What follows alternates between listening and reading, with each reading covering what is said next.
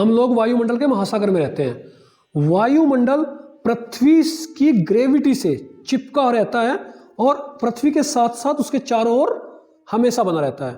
स्वाभाविक सी बात है कि वायुमंडल की बहुत सारी लेयर है। वे लेयर एग्जाम के लिए बड़ी इंपॉर्टेंट है, तो उसे जान लीजिए कैसे। देखिए भाई, ये अर्थ है।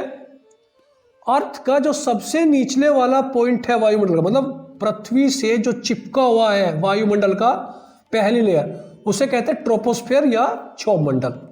इसमें क्या है, बहुत सारी गैसेज है, भारी गैसेज है, नीचे रहती है।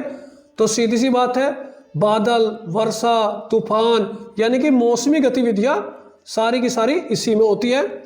और इसमें प्रत्येक 165 मीटर की हाइट पर 1 डिग्री टेम्परेचर क्या होता है, घट जाता है। यही कारण है कि पर्वतों पर हमेशा बर्फ पड़ती है। मान के चलिए कि 1000 मीटर की अगर हाइट पे गए तो 6.5 डिग्री टेम्परेचर घट जाएगा। इसके बाद जो लेयर आती है वो समताप मंडल या स्ट्रेटोस्फेयर। इन दोनों के बीच में क्षोभ सीमा आती है, इसका एक बॉर्डर टच है थोड़ा क्षोभ मंडल का और समताप मंडल के बीच में। इसे ट्रोपोपोज कहते हैं इंग्लिश में। तो ट्रोपोपोज में जेट पवनें चलती है। आप पढ़े होंगे जेट पवनें, जो 150-300 की स्पीड से चलती है, 20 किलोमीटर की हाइट के आसपास, 15-20 किलोमीटर की हाइट के आसपास। इसके बाद जो ये स्ट्रेटोस्फेयर है, इसमें मौसमी घटनाएं नहीं होती है। एग्जाम के लिए पॉइंट के लिए इंपॉर्टेंट है, इसीलिए इसमें एरोप्लेन चलते हैं।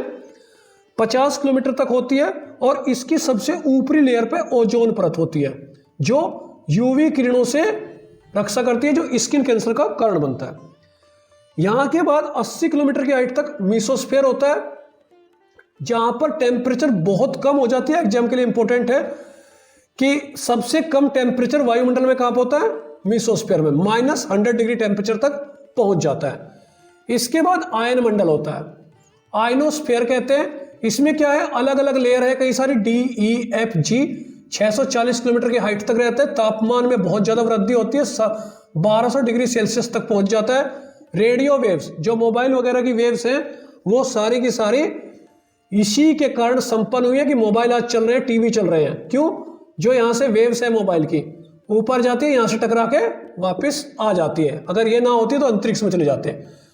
इसके बाद 1000 किलोमीटर की हाइट तक एक्सोस्फीयर है, जहां पर चार्ज पार्टिकल बहुत ज्यादा है और इसमें नाइट्रोजन, हाइड्रोजन, ऑक्सीजन तो और हीलियम, इन सब की अलग अलग परतें हो जाती है। 1000 किलोमीटर की हाइट पर लगभग बहुत ही ज्यादा विरल हो जाता है एटमॉस्फेयर, और 10,000 किलोमीटर की हाइट तक जाते जाते पूरे तरीके से एटमॉस्फेयर अंतरिक्ष में विलीन हो जाता है।